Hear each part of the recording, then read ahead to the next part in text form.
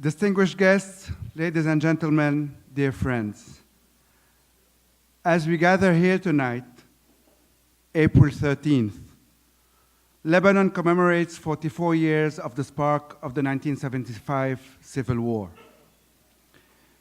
May we remember and never forget to draw lessons and always seek common grounds to move our beloved Lebanon forward in unity, progress, and justice. And may we always remember the high cost we all paid and where no one won. The story of the René Moawad Foundation started also in blood and violence. It started with the assassination of President René Moawad on November 22nd, 1989.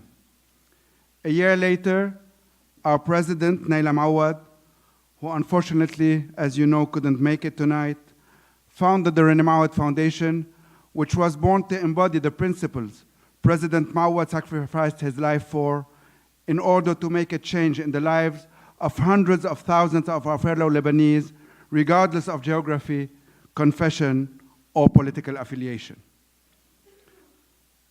The work of RMF changed, for instance, the life of Imad, an orphan from Bab el-Tabbane, an underprivileged suburb of Tripoli, who had worked as a porter since the age of 9 for less than $1 a day.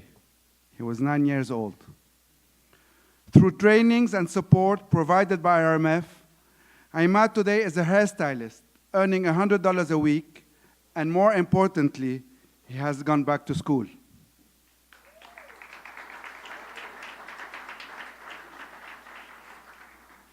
It also changed the life of Sherbel, who's 82 and lives in Douma, in Batroun, with no physical, medical, or financial support available.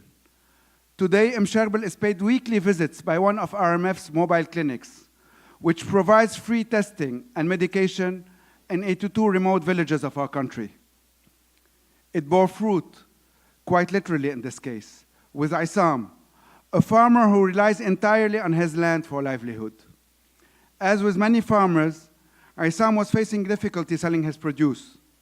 RMF provided him with the necessary support, enabling him to upgrade his apples variety to suit changing market demand, and to do so at a lower cost. RMF even helped sell his apples to the Russian market, as it also opened for the first time the European markets to Lebanon's potatoes. With Sahar from the Bekaa, RMF offered trainings in management and marketing, provided her with necessary materials and equipment, as well as access to international exhibitions to help her and her brother benefit from their honey-making know-how. Today, Sahar heads a successful business with around 10 employees that produces immunity-fortifying honey for cancer patients, supplying hospitals in Lebanon and abroad.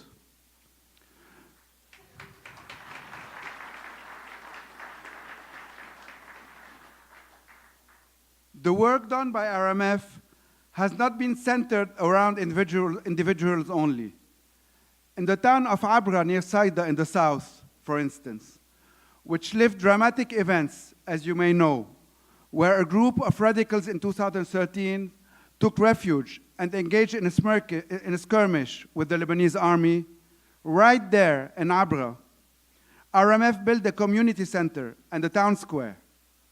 Abra is just one example of more than 170 community development projects completed with 260 municipalities, more than the quarter of Lebanon's municipalities, and aimed at fostering harmony and boosting local economy and job creation.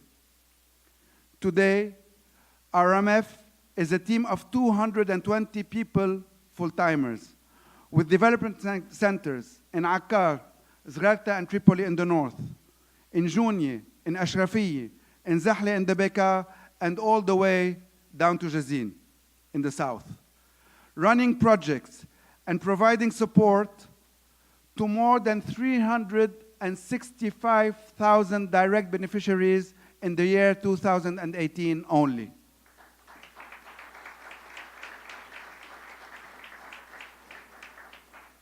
365,000 beneficiaries, up from less than 100,000 in 2016.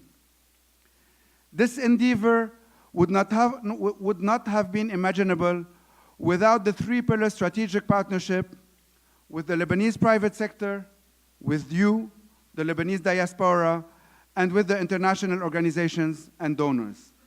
A partnership we are proud of, as it is a proof of our professionalism, credibility, and transparency.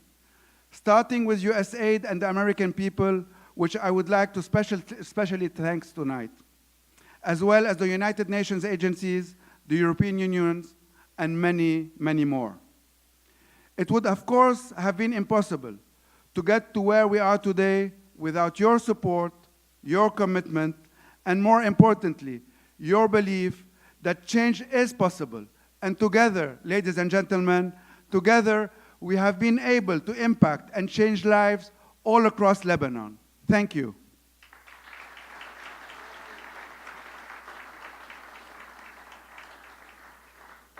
Thank you to RMF USA, our sister NGO, which accompanied our path all the way since 1993. Thank you to our president, Paul Boulos, and to our board, who have shown so much dedication and enthusiasm. Thank you to our executive director, Nadia Abu Razak,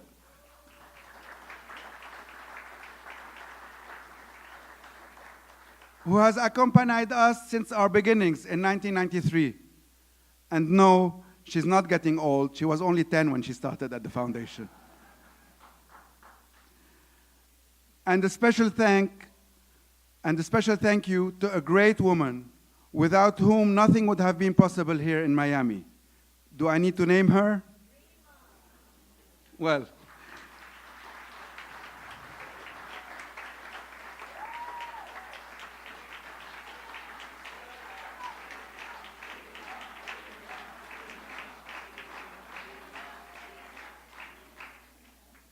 how to thank you, Rima Atkaji, for your unwavering commitment to RMF's cause and relentless belief in Lebanon.